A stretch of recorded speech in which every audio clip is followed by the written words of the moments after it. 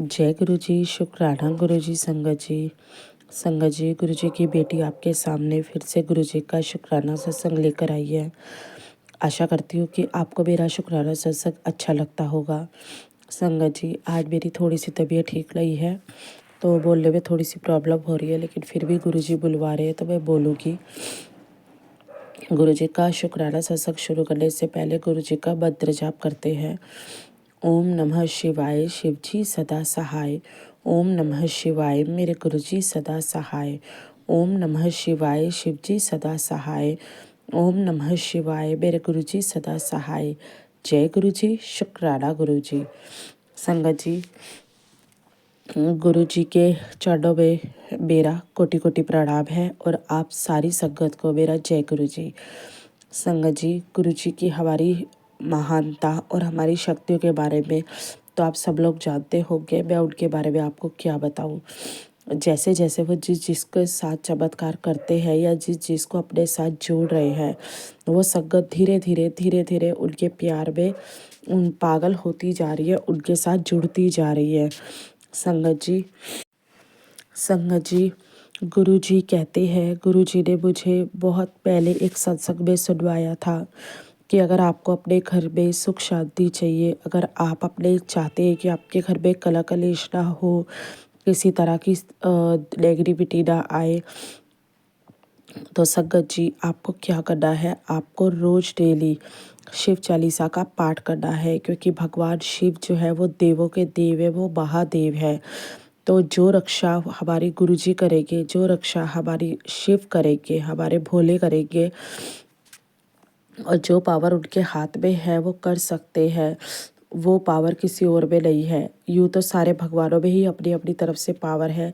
जिस भगवान को आप सच्चे दिल से मानो, वही भगवान आपके लिए हाजिर होते हैं, अपनी उपस्थिति आपको दिखाते हैं कि हाँ, हम तेरे साथ हैं।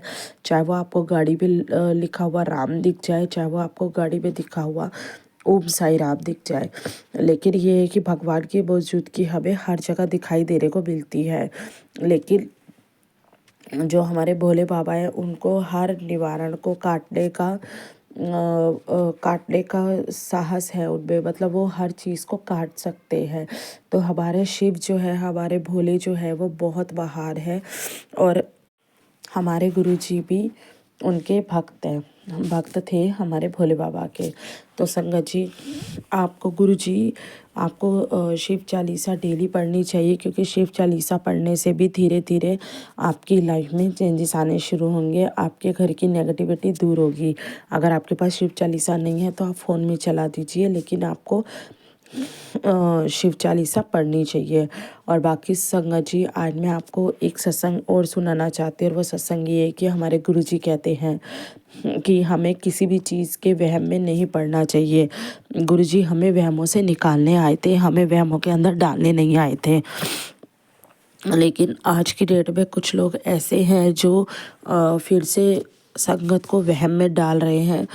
संगत जी देखिए, अगर कभी भी हम लोग ये सोच के चलते हैं कि बिल्ली ने रास्ता काट लिया, हमें उस रास्ते पे नहीं जाना, तो ये चीज़ें गलत होती है।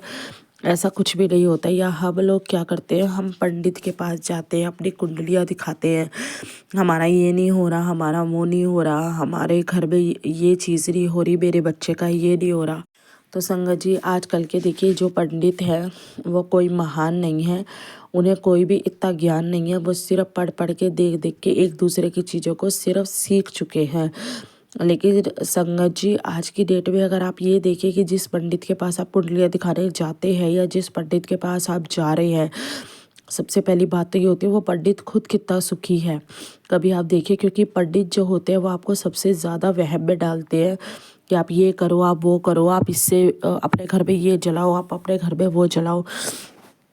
संगत जी, ये सारी चीज़ें बेकार होती है। पंडित को जो दर्जा दिया गया है उस दर्जे के अकॉर्डिंग ही पंडित को रखना चाहिए। लेकिन कुछ लोग क्या करते हैं कि बेफालतू की उनसे चीज़ें पूछ के, बेफालतू के चक्करों में पड़ के, कभी क्या करवा रहे हैं, कभी अपने घर में क्या करवा रहे हैं, वो आपको पूजा बता देंगे, ये पूजा करो इतना पैसा लगेगा, ये दान करो, ये करो। लेकिन पंडित कभी भी नहीं कहता कि इसको गरीबों को दान करो। पंडित हमेशा यही कहता है कि इसको मंदिर में दान करो या मंदिर में इतना सामान लेकर आओ। अगर आप कोई एक पूजा भी करवाने बैठेंगे ना, तो उसमें भी 2,500-3 हज़ार रुपये आपके आराम से पंडित लगवा देगा, क्योंकि वो इतनी बड़ी लिस्ट आपको पहले ही बना के दे देंगे कि आपको ये सारी चीज़ें लेकर आनी है।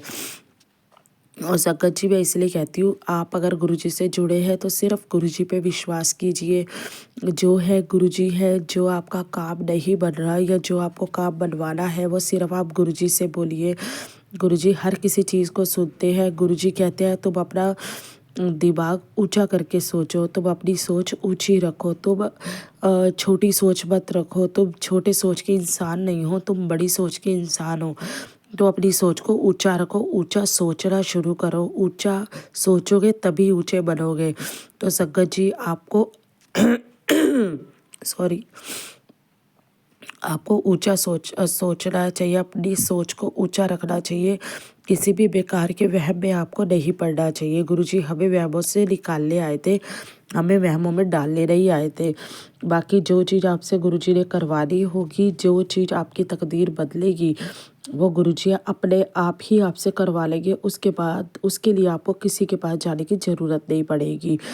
आशा करती हूँ आपको मेरा सत्संग अच्छा लगा होगा। अगर अच्छा लगा हो तो सत्संग